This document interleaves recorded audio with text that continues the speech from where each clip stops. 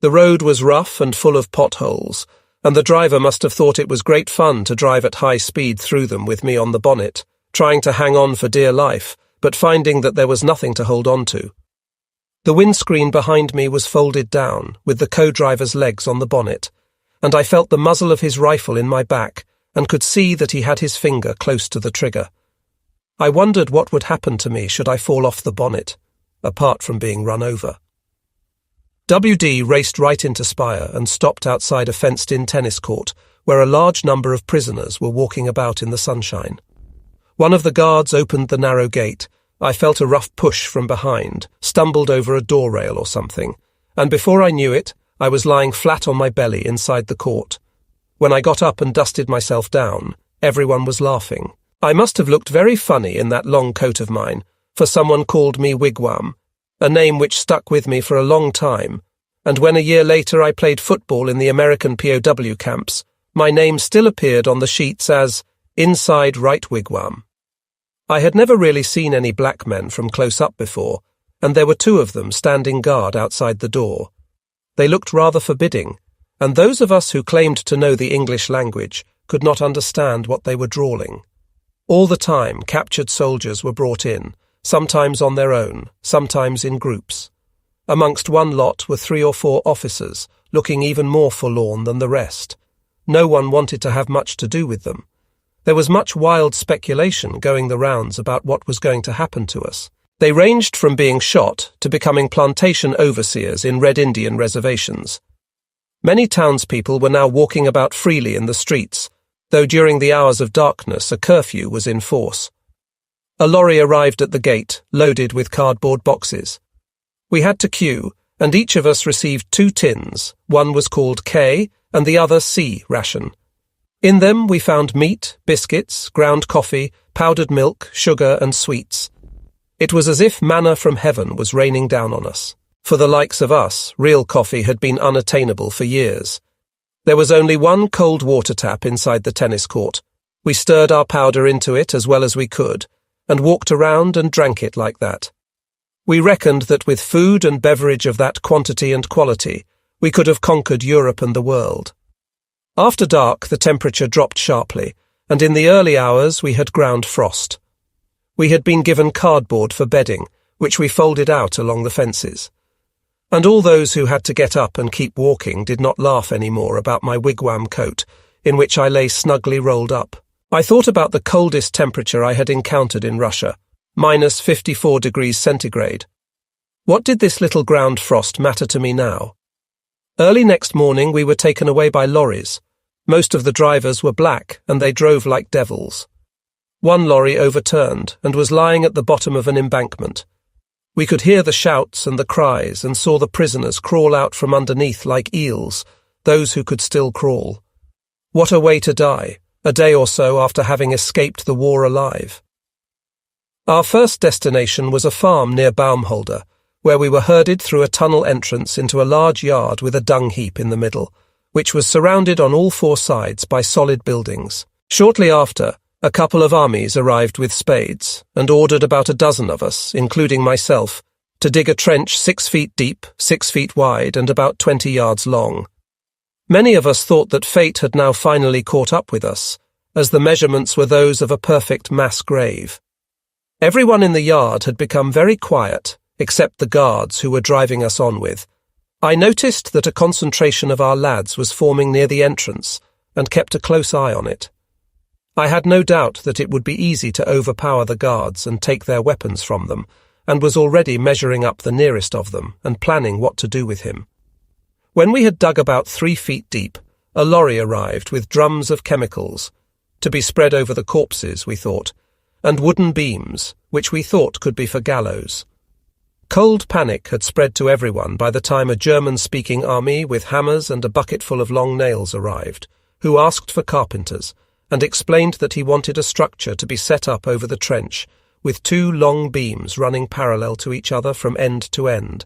It was only then that we suddenly understood what the trench and the beams were all about, and the word Scheisshaus went around like a spark. The guards looked puzzled as to why their strange German captives suddenly laughed loudly, and all had happy expressions on their faces. I noticed a number of SS men sitting together in a corner of the yard who were trying to remove the SS insignia from their uniforms. Their arrogance had completely gone, and they looked rather sheepishly at me. When I pointed out that their uniforms were after all a different cloth and colour and cut, they shrugged their shoulders, probably hoping that the Americans did not know. In the long run it did not do them any good, as their blood group was tattooed into their skin underneath their armpits, which no one could erase. German thoroughness in this case had backfired on them. During the night many new prisoners were brought in, and in the morning there was standing room only. A large lorry convoy took us from there across the Belgian border to the garrison town of Stenay, where we were unloaded onto a broad meadow which stretched along a narrow river behind the old Napoleonic barracks. On the field stood large round tents. In each of them the ground area was covered with large boulders. About 20 of us were ordered into each tent, and when we started to shift the boulders out, we were stopped by the guards. We soon found that complaining was no good, and that we just had to make the best of it. We had several horrible nights. None of us could stretch out on the ground, and we either curled up somehow around the boulders or sat on them all night. Nobody was allowed to go outside except to the lavatory, and we heard the guards laughing about us. The next trek took us to the railway station, where a long train of open coal wagons was awaiting us behind a steam engine. We were lined up on the forecourt and ordered, as a last chance, to throw away all our weapons like pistols, knives, sticks, bottles, and pieces of metal. I had decided to take a bottle of water with me, which I had hidden under my wigwam coat. After the last warning had been given, spot checks were made, and it was my luck that a big burly army, probably intrigued by the size of my coat, came straight for me, touched me down, and found my bottle. He gave me one mighty blow to my face, which sent me reeling in the dust. I felt blood running out of my mouth and nose, and my immediate reaction was wild fury and the urge to hit back. But when I turned in the dust and saw the legs of other Amys moving towards me, with their machine pistols at the ready, I very quickly cooled down.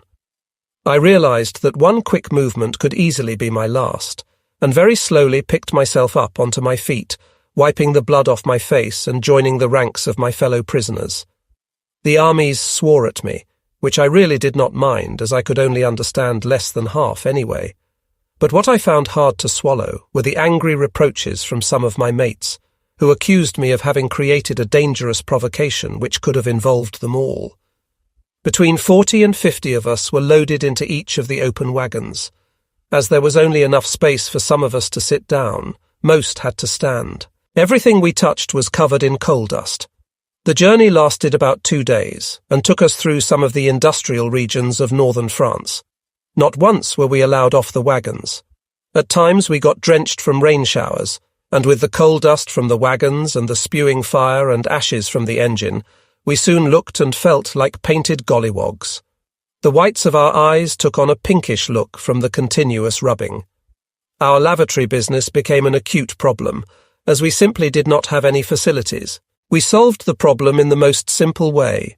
We filled our food tins, and when we came to a crossing, where often a jeering crowd waited for the passing of our train, we emptied the contents over them. Their jeers then turned to furious howls once they realized what they had been covered with. They picked up everything they could lay their hands on and bombarded our innocent mates, who were riding at the end of the train and did not realize what they were being punished for. At Cherbourg, we were unloaded at the main station, where our arrival platform had been barricaded off. It was about midday, and the sun was shining warmly. Our marching column was protected in the town by an American cordon on each side. It did not take long for trouble. The townspeople, only recently subjected to German occupation, quickly realized that the boot was now on the other foot and decided to make the most of it.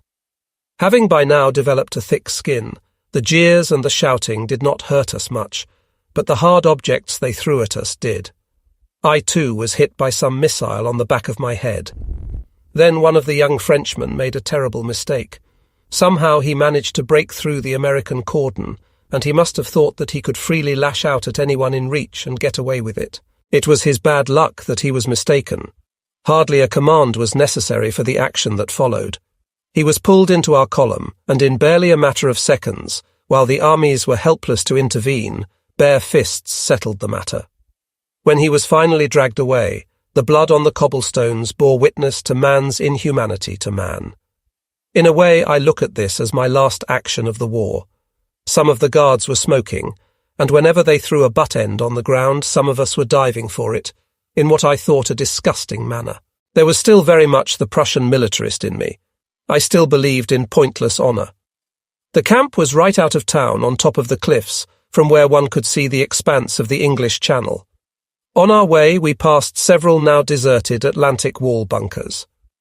Next to me walked an old sergeant who had defended them on D-Day, and he told me about the murderous bombardment he had endured, about the masses of ships which had suddenly appeared in the morning, and about the ensuing chaos, fear and death all around. Though one could still see the scars of battle on the bunkers, nature had been kind and had begun to cover them with fresh green growth. There was a refreshing soft breeze blowing in from the sea, and everything seemed so peaceful. The large camp was divided into several cages which were separated from each other by high fences and rolls of barbed wire. About 20 large tents stood in each cage, which each took about 100 of us. We slept on the ground, but had ample supplies of cardboard to protect us from the damp and the cold earth. Between the 2 rows of tents was open ground, the size of 3 tennis courts on which we played football and other games. We also organised chess and card competitions, and had lectures on all sorts of subjects. Each cage had a German leader and interpreter, whose jobs were to carry out the American orders. Everything worked fairly smoothly. The food was excellent, probably the same as our captors were eating, and far better than we had received in our own army. Each of us was given an American mess tin, which we had to rinse in special chemicals before and after using them. The Amies were very particular in all things which concerned safeguarding health. Lavatory and washing facilities were in a tent of their own, and good medical attention was available for all who asked for it. An attempt to delouse us was only partially effective, though. Burly Amis, I think sadistic inclinations must have made them volunteer for the job, filled what looked like thick-barreled bicycle pumps with a white floury powder, which they pressure-pumped into our flies and down our backs and fronts and trouser legs. The result was an awful stinging sensation, and on much coughing and spluttering. We looked like a collection of overworked flour millers who had had no time to wash. At first there seemed a slight relief, but after a few days the eggs in the seams of our uniforms hatched again from the warmth of our bodies, and the lice came back with a vengeance. It was a matter of security, I suppose, that we were issued with spoons only. Even forks were considered to be too dangerous in our hands. But we quickly overcame that restriction by using stones as hammers and anvils, and tearing tins apart. And a few days later, each of us had a complete set of cutlery. There were church services almost every day, and as it was the only chance to get out of the cage, I took part in every single one, never mind which religion they were for. After one of the services, we had a discussion which was led by a young American priest. He personally was prepared to forgive us all for what we had done in the war, but when someone suggested that we also should pray for our victims in Russia, for those who had suffered from our deeds, the priest compared our Eastern campaign with that of the Crusades in the Middle Ages, in which Christianity had defended itself against the godless. Of course, we had heard all that before. It was exactly the line the Nazis had thrown out to justify our barbaric onslaught on the Russian people. And when we reminded the young priest of that, he was a little lost for words. I think it was on the 12th of April when I noticed the stars and stripes at the main gate at half-mast. Roosevelt has died, one of the guards told me, and that bastard Hitler is still among the living. After about 2 weeks, we were marched down to the port and loaded onto a ship. Given 1 blanket each, we bedded down in long rows on the iron floor of the holds. It seemed that the officer in charge did not like us much, for at the far end, next to the iron ladder, stood a huge oil drum with sharp edges which served us all, 500 or so, as the only lavatory. When it was full to the rim, no arrangement was made for having it emptied, and the contents kept slopping over, creating a hell of a stinking mess all round, until an American army doctor made a round of inspection. We crossed the Channel to between the Isle of Wight and Southampton, from where we sailed west, close to the English coast, until we joined up with another large number of ships which must have come, I reasoned, from Bristol. We had learnt at school that the slaves were taken from Bristol to America, and now we were lying in the holds to be taken on the same route, to work in America. Having skirted Ireland, we combined with another huge convoy, which must have set out from Liverpool, and altogether we were now far more than 100 ships. Being allowed on deck during all hours of daylight, I found everything very fascinating to watch. The whole convoy sailed in a zigzag fashion, and a number of destroyers darted in between and everywhere. We watched the dolphins and the flying fish, and after we had overcome the first bouts of seasickness, we enjoyed the good food and the experience as a whole. One evening the sirens wailed and the ship's bells rang. The crew went into a slight state of panic, and we were ordered on deck with our life vests. This was a U-boat alarm, and we had to stand at the railings with our army caps on, possibly so that we should be recognized as German soldiers. It struck me as a final swing of irony that, having fought in Russia for years, it could now be my fate to be sunk in an American Kaiser ship in the middle of the Atlantic by a German U-boat. But shortly after, the sirens howled again, and life returned to normal. We had beautiful sunny days and calm seas, but also very rough days when we found it very difficult to walk with our nailed jackboots on the iron decks. After 21 days, the call came through one morning that land was in sight. Those were magic words, and having scrambled up the steep iron ladder, we saw America rising on the horizon before us. We were greeted by the famous Statue of Liberty, which we had all seen photos of. Having sailed up a short stretch of the Hudson River, New York was there itself, with its mighty bridges, enormous skyscrapers, and the never-ending traffic along the quays. Soon we docked. "America, we have arrived. What are you going to do with us?" We picked up our belongings and walked down the narrow gangway, at the bottom of which stood an officer with a counting machine. Next to him hovered someone who kept shouting, "Schnell! Schnelli!" Coming halfway down, I saw that he had a pin in his hand which he poked into the bottoms of those he could catch. Of course, everyone tried to get past that little fellow as quickly as he could, and we heard later that never before had a troopship been emptied in such record time. How effective a small pin can be. We had arrived on the 8th of May, 1945, and having no idea what was happening anywhere, we were a bit surprised when an army shouted to us while we were still in the holds that the sirens were howling all over New York because Hitler was dead and the war was over. We received the news with a strange and confused feeling. I didn't quite know whether I should feel sad or shout hurrah. We did not even feel like discussing it amongst ourselves, as the dead weight of the Nazi past was lying heavily on us. All us younger ones like myself could not really imagine a Germany without Hitler, and none of us had ever dared say anything adverse about our Führer while he was alive. We could not be all that sure that he was really dead now, anyway. At the quayside, we had to put every single piece of our belongings on the ground before us, and we were thoroughly searched. Since my last payday, I had carried a wad of Reichsmark notes in my breast pocket, which the soldier searching me put into his own. Our troop train consisted of modern coaching stock, and we were surprised by the comfort of the soft seats. On them we found glossy brochures which dealt with German crimes in the concentration camps. The photos shocked us, and at first I believed that they were fakes.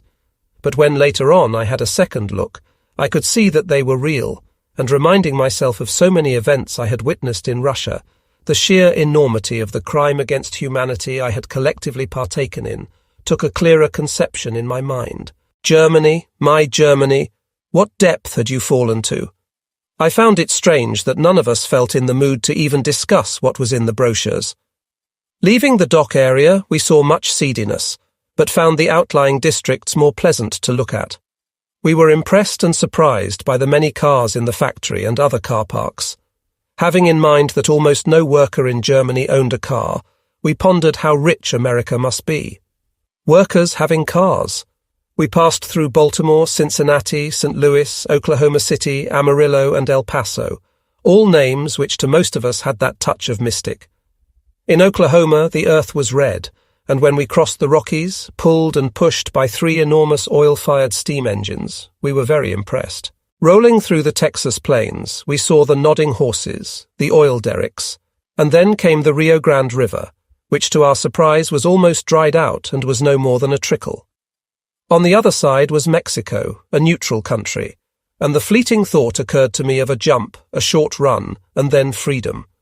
But the train rolled on, and there were armed guards on each coach, and having come alive from the steppes of Russia to the Rio Grande, what was the point of risking one's life? After that came the semi-deserts of New Mexico and Arizona, with their enormous cactuses and beautifully shaped mountains with their distinct layers of sandy rock, which were often flat on the top. All the lavatory doors had been removed, so that the guards were able to watch our every activity. The windows were shut all the time, and during the hot day the heating was fully on, and we sweated like pigs, while it was turned off during the cold nights. Travelling somewhere through Texas, a friendly American captain came into our coach and told us that he had been to Germany before the war and had liked it very much. He asked us to sing for him Stille Nacht, the famous German Christmas song. As he seemed a nice man, we tried to please him, but with the sun shining down mercilessly and all of us sweating profusely, we made a croaky start and found that under the unusual conditions it was just impossible to do. The captain understood. We arrived at Florence Camp in the Arizona desert in the early hours of a cool night in the middle of May. Off the train, we were ordered to dump everything we had on, uniform, underwear, boots, caps, belts, etc., onto one big heap, which was doused with petrol and then set alight. To watch it was very hurtful. It was like the cutting of the past from the present, in a very dramatic and symbolic way. There I stood in the grace of God, naked, thin, dirty, and forlorn in a strange country. All I had saved was my wristwatch, while photos and papers, like army paybooks, etc., had earlier been taken away from us and put into envelopes with our names on. We were marched into a large room in a barrack where two muscular soldiers in white coats stood on either side inside the door, grabbed us and pumped injection needles into our upper arms. I saw one of us pass out on the floor, and none of us really felt like laughing. We were passed on to a group of rough barbers who plonked us onto low stools and with electric shavers cut all the matted hair off our heads. When we came out, we could hardly recognize each other, and when I looked into a mirror, I could hardly recognize myself. It was awful. From there, we were shouted into shower rooms. When the warm, soft water ran down over our heads and emaciated bodies, there came a most lovely feeling of complete relaxation, which I had not known for years. It was as if all the nasty past, the hell I had been through, was washing away from me and running with a gurgling sound down into the grill beneath my feet.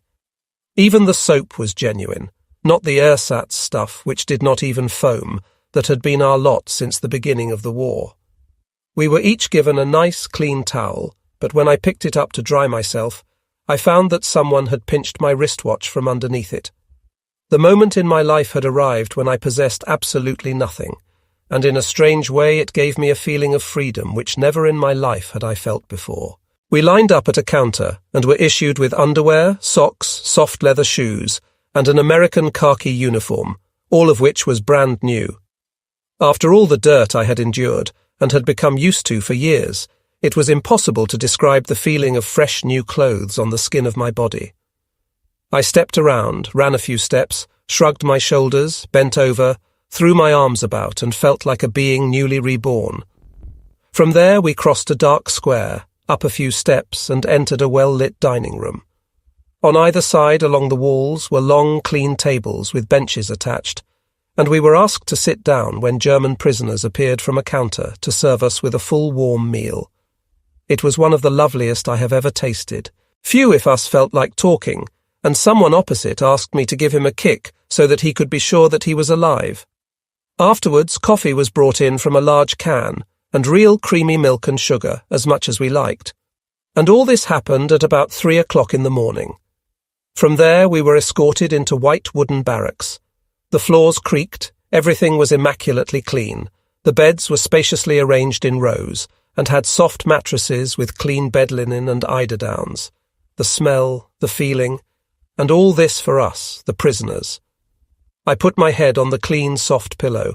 There was no conversation, only hushed words as everyone was deep in his own thoughts. Someone switched the lights off, and I could see the beams of a white moon playing onto the foot of my bed. There was utter peace. Tired as I was, I wanted to lie there for a while and think. My thoughts went home to my mother. If only she could see me now, and I did not even know how she had come through the bombings and the end of the war, and whether she was even alive. And then my thoughts went back to Russia, without which the whole thought of the war and me now lying here in Arizona had no meaning. It was all part of each other. Slowly dropping off into dreamland, I thought of Adjets, walking with him down that potholed village street in Mankovo, of the old man in the hut, holding the hand of the little girl, of Anna and of Boris. What was the meaning of my life? We stayed at Florence for a few weeks. Though in the beginning I did not feel well, probably from the injections and the unaccustomed heat, I soon became alive again. We had little to do but eat and sleep, and in between we played football and chess and walked around camp in the cool evenings and talked about home. A fair German library had been set up in camp, probably provided by ex-compatriots living in the area, and I did a lot of reading. There were works by the great philosophers Kant, Schopenhauer, Hegel, Feuerbach, Nietzsche, and I struggled through many, though having to admit that because of my insufficient education, I benefited little from their wisdom. Each afternoon, Arizona, a sandstorm, arrived and blew all around us. When we heard its howling and saw its dust cloud coming in from the desert, we quickly shut all the windows and doors. It never lasted more than a few minutes, but afterwards everything was covered with a thin layer of dust. On our arrival, the camp already contained several thousand prisoners, most of them from Rommel's Afrika Korps, and some of them were resentful towards us. They accused us of having thrown in the towel after the enemy had crossed into the fatherland. I too had quarrels with some of them, but having fought in Russia, I could easily stand my ground against them in argument.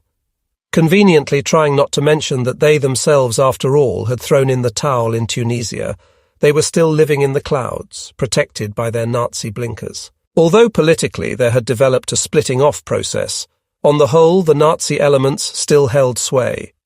Habit, fear, and a robot-like discipline were the reasons, rather than any intellectual conviction.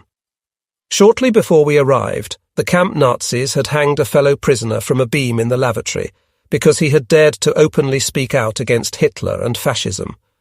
I was shown the place of his execution, which made me rather cautious in what I said. It also went around that American intelligence was not as anti-fascist as it was anti-communist, and there had been attempts by them to draw on the expertise of some of our worst war criminals. Generally, SS prisoners had little to fear in America, or as I later found out, in England. There was general pride amongst the patriots that there had been no rebellion against the government by the people, though the whole country of Germany was occupied by enemy troops. It was argued that it was a sign of our great racial maturity, but I could not agree with that anymore. I thought, though did not dare say it, that the people should have revolted in the face of the crimes which in the end must have been clear to all who had eyes to see. By that time Austria had become an independent country again, and one of the camp sections was reserved for Austrians only. A painted board had been placed at their camp entrance reading, "Nur für Österreicher, Reichsdeutsche unerwünscht," only for Austrians, Germans not wanted. Of course, it was an insult, and intended as such, and we assembled a troop every day and marched through their camp just to establish a point. After all, we were about 10,000 against their several hundred, and we loved to remind them that Hitler was an Austrian. That notwithstanding, however, the big camp event was the German versus Austria football match, which took place on a rough gravel pitch in the centre of the camp. Everyone came to that, and there was trouble on the terraces before the match had even started. In June, about 1,000 of us went by special train through Texas, along the eastern slopes of the Rockies through Colorado, and into the northern state of Montana. It was a very beautiful journey which took 3 days. Our camp was outside the town of Laurel by the side of the Yellowstone River, not far from the town of Billings. From the camp we could see the snow-covered peaks of the Yellowstone National Park. Every day we were taken out in working groups of about a dozen to hoe sugar beet plants on huge fields.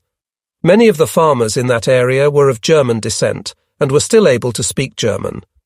As the handles of our shoes were only a foot long, it was a back-breaking job, and the sugar company's officials, who were in charge, tried all sorts of tricks to make us work harder, while at the same time they introduced a 10-day working week and cut our rations. As a result, several of us collapsed on the fields, and only our determination to drastically cut our efficiency restored our rations to something like normal. Once the hoeing was finished, we were taken on a train journey across Idaho, along the Columbia River, across Oregon with its forests of redwood trees into central California, to a camp near the town of Windsor, not far from Sacramento. The camp was beautifully situated amidst rolling green hills, and our square tents, sleeping 6 on mattressed beds, and which had a table and chairs in them, were very comfortable. The food was excellent in every respect. There was much too much to eat, and we worked well, picking hops and fruit in large plantations. With plenty of sport, music, drama, chess, etc., we organized our own recreation and received much help from the American YMCA, for whom I have not lost my gratitude to this day. Whenever there were days when we did not go out to work, there was trouble in the camp. We were all young and probably had too much energy. Out of sheer boredom, I assume, an older friend with the name of Fisher had a marvelous idea. He wanted to escape. He reasoned that the port of San Francisco was not far away, and that ships would sail from there to Latin America, where, he said, we Germans were welcome. Being bored, the 3 of us decided to go with him, and in our minds we already saw ourselves crossing the Andes from Chile into the pampas of Argentina, just like that. All that Fisher had organized was a pair of wire cutters, which probably had given him the idea to escape in the first place. The night of action arrived. With the American guards asleep, a couple of wires were quickly cut, and the 4 of us were in freedom. Each of us carried a small bag with food, soap, toothbrush, towel, etc. We walked for 3 or 4 miles, then dawn broke, and we decided to lie low and sleep in a hedge. This was a far cry from when I had slept rough about 2.5 years earlier, to the west of Stalingrad. We assured each other what a great feeling it was to be free, and wondered why we had not thought about it before. We woke up about midday and decided to walk individually to a nearby settlement, which we could see from our hedge, to find out the general situation. We left our bags in the hedge, and wearing workman's clothes, no one took any notice of us. Strolling around, we all met each other but gave no sign of recognition. As none of us spoke any decent English, I think we were all at a loss at what we were supposed to find out in that settlement anyway. It was very hot when I arrived back at the hedge, and when I parted the branches, there were 2 policemen sitting by our bags. They looked at me quite pleasantly, no even getting up, and invited me to sit down and join them. One by one, the others arrived and received the same treatment. One of the policemen told us that children had found our bags, and when they had phoned the camp, the guards were not even sure whether we were missing. When we arrived back in the camp, everyone, Germans and Americans, laughed about us. Reporting to the commandant, he did not even tell us off, but asked us whether we pleaded guilty to having stolen wire cutters and having cut 2 strands of wire which was government property. We got 3 days calabush for that. The Andes and Argentina had to wait, and I saw to it not to get involved with Fisher again. After the harvest in California was over, we travelled that same 2-day journey back to Montana and went into camp near the town of Harding. In working parties, we were taken by lorry as far as the Canadian border, and to the south into the state of Wyoming to harvest sugar beets. Our camp was not far from the Little Bighorn River, where General Custer had made his last disastrous stand. At times we worked in Red Indian reservations, and all of us, having read about Winnetou and Uncas, the last of the Mohicans, were rather disappointed at what we thought was the obvious degradation of the people. There was much drunkenness, bad housing, and cleanliness seemed sadly lacking. Once the work had been done, we travelled back to the Mexican border and arrived at a small working camp near Casa Grande, a Spanish-looking place right in the wilderness of Arizona. The camp was surrounded by rugged mountains of grotesque shapes rising out of the flat, dusty plain full of tall cactuses. From there we went cotton picking, right down to the Rio Grande. While racism had been a major ingredient in our theoretical upbringing, we had in fact very little practical experience of it. Where I had grown up, there had only been poor white working-class people. At Casa Grande, we found that we were the only white cotton pickers. All the others were either black or Mexicans who had come over the border and who often had trouble with the overseers and were badly underpaid. Food and life for us was good, but suddenly we received a severe jolt. A new camp commandant arrived. He ordered the entire camp to line up on the big square and made a speech in English which was translated into German sentence by sentence. He said that he was a Jew and proud of it. Several members of his family had suffered the worst in concentration camps, and he was now glad to be in a position to settle matters with us. He would see to it that we would receive the same quantity and quality of food which had been handed out in the concentration camps, and we would have to do the same workload. There would be no more sport, musical instruments would be withdrawn, our payments would be stopped, the washrooms closed, and only one standpipe would be in operation for the whole of the camp. I could understand his attitude, and did not complain. I just relate the facts. His program started the next morning. For breakfast we had a cup of black unsugared coffee and a dry bread roll. The food going with us on the lorries was equally miserable, and when we came back in the evening there was the same story. We had a chat round and then a meeting, and next day on the cotton fields we picked no more than a tenth of what we normally did. The farmers, who probably had to pay the camp for our work, wanted to know what the matter was. After arriving back in camp, it was very late that night when the dinner bell gonged, but there was a big meal on offer and a very good one, and none of us saw the Jewish camp commandant ever again. We celebrated Christmas at Casa Grande and rigged up a tree with real candles, around which we sang our traditional Christmas songs. Many American motorists stopped on the lonely highway outside the camp to listen to our singing, and clapped and asked for more. The nights at that time were very cold, and in the mornings the earth was covered with raw frost. We lit huge bonfires in the fields, around which we lazed in our thick coats until about 10. Minutes after, the sun had taken the frost off the cotton, and the farmers allowed us to start picking. Half an hour later our coats came off, and shortly after that the shirts as well. From there we were taken back to the main camp at Florence, where we were engaged in boring routine army camp work. One day, after he had chatted to me the day before, a friendly officer, Lieutenant Hightower, asked me whether I would like to work in the PX, American Army Shop and Canteen, as he probably thought that my English was good enough for that. I would have agreed to anything which would take me out of camp. Next morning I reported to the gate and was taken by a guard to the PX. It was like a big department store, in which everything imaginable could be bought. I had anticipated that I would work in the stores or as a cleaner or general handyman, and was much surprised when I was taken into Lieutenant Hightower's office, where he asked me if I could type. I couldn't. "You will have to learn then," he said. "Are you good at figures?" "Reasonably," I replied. He then took me to a large writing desk in the corner by the window and told me that it was mine to work on. Well, I thought, how about that? Apart from me and Hightower, who had his desk behind a partition, there were 2 girls in the office who also had their own desks. They were about my age, made me very welcome from the first, and assured me of all the help I should need. I had little money myself, but they saw to it that in the breaks I had as many cakes and other goodies as they themselves had. Officially, I was not allowed any alcohol, but, thanks to the girls, I had beer every day. Never having worked in an office before, I felt bewildered in the beginning, but I soon learned to type and what to do with the filing cabinets, calculating machine, invoices, stamp machine, and so on.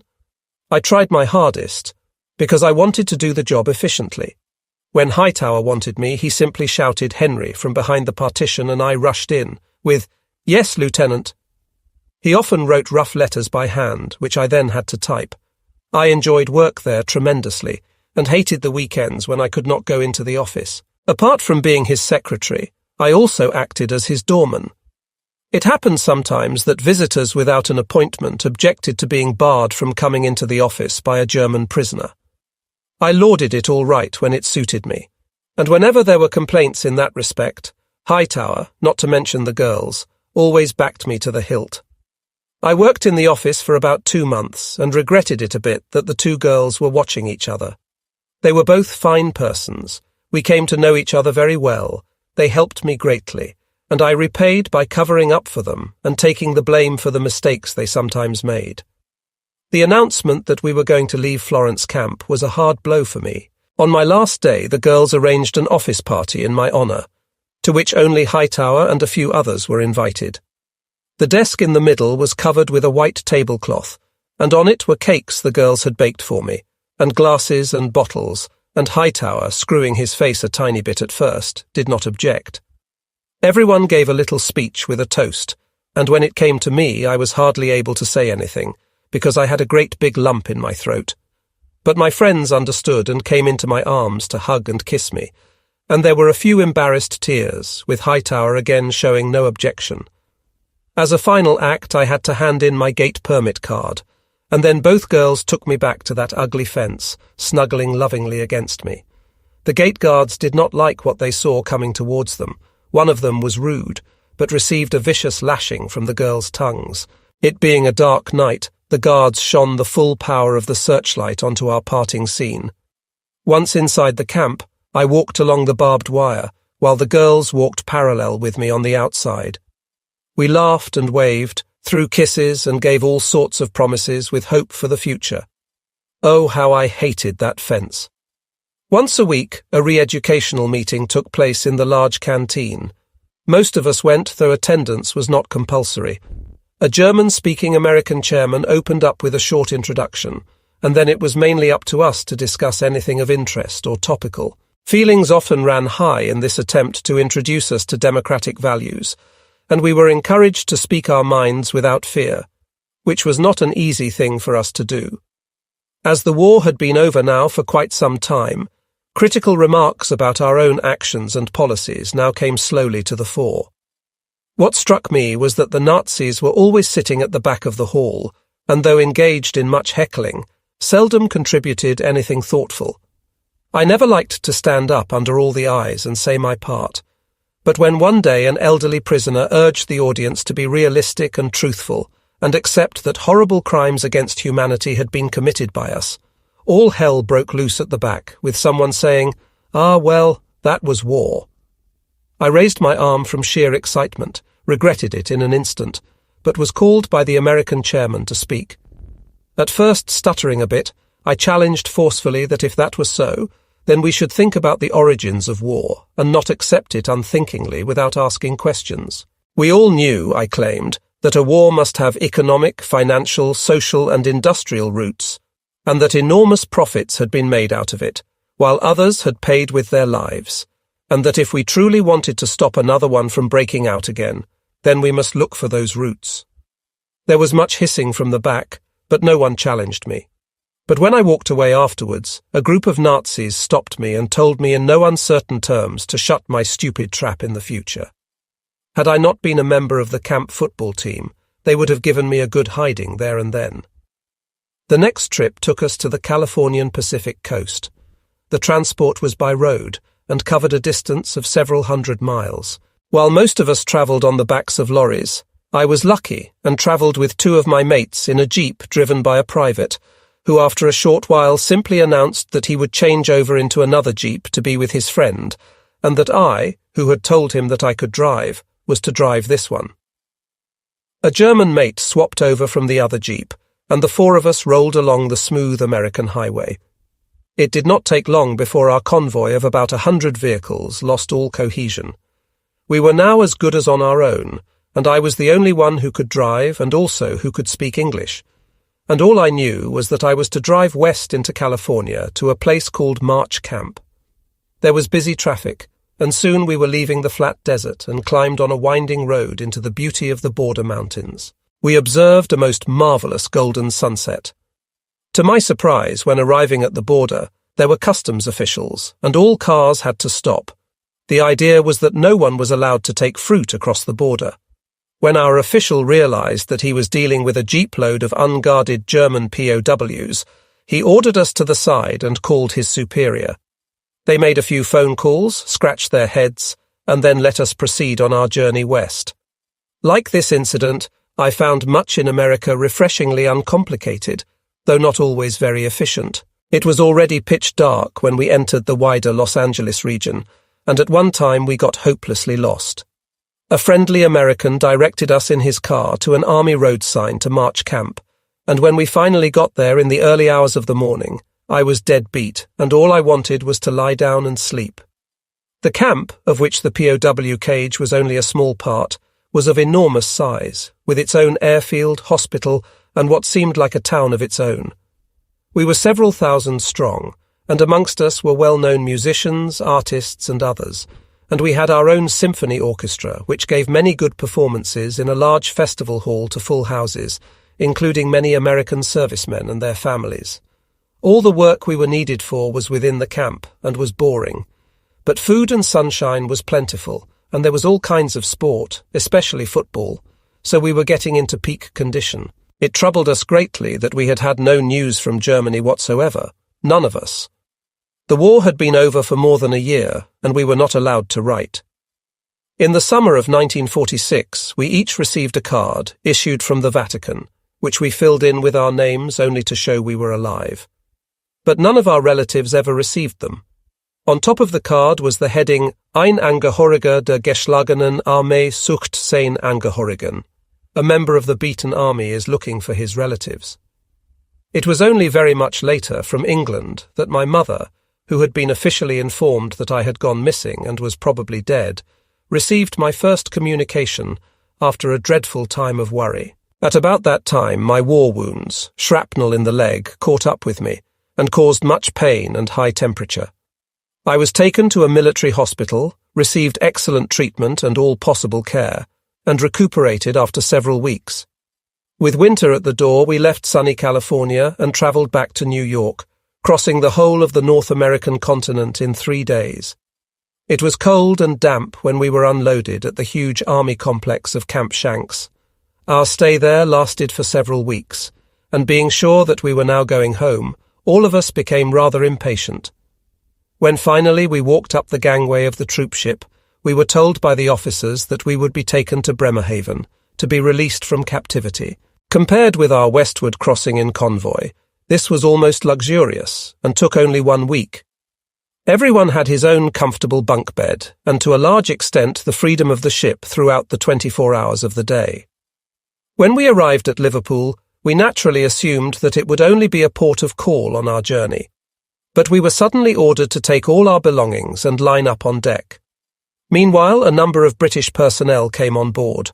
There was friendly handshaking with their American counterparts, and we were marched down the gangway, then boarded a train which took us through Manchester to Altrincham in Cheshire. The war had been over for well over a year, but when we were marched through the camp gates outside that town, we woke up to the fact that the Americans had sold us like slaves to the British. We 3 were the first to arrive, apart from 2 British sergeants who had to arrange the material preparations. A couple of long tables, flanked by chairs on either side, had been set up lengthwise in the hut. The windows were high in the bent ceiling, and the atmosphere, smelling of officialdom, gave me a gloomy foreboding. While we were offered tea and biscuits and talked quietly with each other, our nerves were very much on edge, and we could hear the humming noise of our 1,000 mates outside. Then, about 5 minutes late, the British delegation arrived. They had come in a car from outside the camp. All 3 were officers, and one of them, who carried several books under his arm, was a lawyer. Behind them came a girl with a writing block, who sat down at the end of the table. It was all a bit overwhelming, as we had no books, no writing material, nothing, not even a prepared plan for anything. The senior officer, a colonel, opened up. They all introduced themselves, and we did the same. Though they behaved correctly in every way, the whole stark difference of presentation made me feel as if we had walked into a lion's den. The colonel said something about the weather and trusted that we had had a pleasant Atlantic crossing. He mentioned that he had recently been to Germany and that in his view conditions there were already improving. He asked which of us 3 was the leader. We had not even thought about that, perhaps assuming that democratic processes should mean that was unnecessary. While all of us were about 23 or 24 years old, our opposites were much more mature and experienced in things like this, and as my English was probably slightly better than that of my mates, we decided that I should be the leader. "All right, Obergefreiter," said the colonel, looking at me very sternly. "What is it all about?" "Well," I said, "Colonel, the Americans obviously have released us from captivity, but they have done so in the wrong place. This is England and not Germany." "That's right. Thank you for reminding me of it. But what's wrong with it?" "Everything, Colonel. The war is over for more than a year. Not one of us 1,000 men has fought against you British. You just can't take us prisoners like that. It's peacetime now. No one must do that." "Who says so?" "I say so. And we all think so." "And who are you?" "Obergefreiter Mettelmann of the German Wehrmacht." Following that, he scratched his head, screwed up his face as if he was annoyed, and looked over to the lawyer, asking him about the legal position of it all. The latter, who had been laughing and seemed somewhat unprepared, cut his cackle short and started looking through one of his thick books. Then he seemed to have a bright idea. "On what, Obergefreiter, do you base your contention?" Of course I had no idea, and looking at my mates, they did not seem to have one either. But then I shot out with the only thought I had and said, "Geneva Convention." "Right," the lawyer major said, smiling all over his face and realizing probably that I had walked into the trap good and proper. "What section and what article of the convention are you referring to?" Well, I was conquered, and what was more, I knew it. And when I looked at my mates, I saw only empty faces. "Well, that's it then," said the colonel, and he mumbled something about wasting valuable time for nothing. Directing his gaze at me, he said, "And the next time you make an official complaint to which we are good enough to listen, please prepare it properly. If I were you, Obergefreiter, with your history behind you, I would not mention the Geneva Convention ever again." All that I could do was stare back at him in defiance, and thought it better to let it be. The meeting was now closed, and we all filed out into the sunny morning. But now the Black SS wanted to know, "When are we going home? When are we going home?" My two mates, being crafty buggers, pointed to me to come out with the answer. Afterwards there was howling and shouting, some whistling and some nasty words, saying that it was all my fault. It was there and then on those steps of the Nissen hut that I decided never again to act as a democratic spokesman for anyone ever again. Soon we were split up, and with about 200 or 300 I was put on a train transport south, and arrived on a dark night in the town of Romsey in Hampshire. England from the train window had been interesting to observe, especially as we had come straight from America with Germany, France and Russia strong in our minds. In many ways England was a strange country. That narrow channel of water seemed to have made much difference over the centuries. Most things seemed small and old-fashioned. The rows and rows of houses in the towns, with their small backyards and gardens, seemed cramped. The people were friendly enough, but strangely reserved, and life generally had an unhurried flow, so very different from America and the continent of Europe. And yet there was something likeable about it all. From Romsey Camp we worked on farms all over Hampshire and beyond. We had accepted our fate now, worked hard and caused no trouble. Those who lived out on the farms had very good relations with the farming people, and on the whole were treated very well. From Romsey, I was transferred to an outcamp in a beautiful old country house called Hazelhurst, near the village of Cohampton. It did me much psychological good, as it gave me a feeling of freedom which I had not had for many years. From Hazelhurst I was transferred to a camp near the small town of Bishop's Waltham, and was employed to work in the garden of a family in the lovely village of West Meon, where I was treated with much understanding and friendliness. It made me especially happy to be with the children, who were always lovingly around me. From Bishop's Waltham we were taken to a camp just outside Southampton in 1948, almost 3 years after the war had ended, and from there I was released from captivity shortly after. From the age of 18 to 26, probably the most formative years of anyone's life, I had been a soldier and a prisoner, and there had been many moments when I wished that I had never been born. Suddenly I was set free like a bird, unused to it, and I found it difficult at first. In me was a great feeling of guilt, but also anger, frustration, and disappointment. How was I to come to terms with all that? A prisoner transport took me back to Germany. My parents were now both dead. Everything we had been destroyed in the bombings. The clothes I stood up in and the blue American kit bag I carried on my shoulder were my only possessions. What was I now to do with my life? Before I left England, I had been assured by Colonel Courage, the brewer, for whom I had worked as a farm worker, that if I ever wanted to come back to England and work for him, he would welcome me back. Germany irritated me.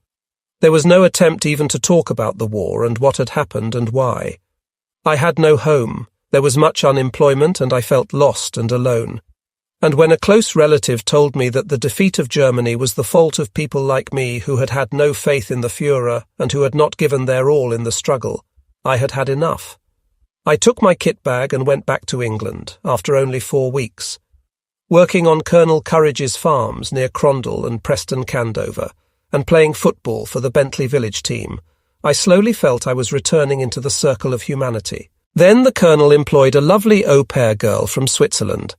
In those peaceful and beautiful surroundings in that Hampshire village, how could we help falling in love? We married in Switzerland in 1952. In 1954, a son was born to us, and in 1956, a girl. I started to work as a railway porter at Alton, became a signalman, and then stayed on until my recent retirement. My dear wife died in 1980. The feeling of guilt for what in a collective way I have done to others, especially the people of Russia, lies very heavily on me. Coming to the evening of my life now, I sometimes wonder what it has been: a drama, a tragedy, a crime, or a comedy. I cannot be quite sure. I have regrets for the suffering I have caused others, but no complaints about what others have done to me.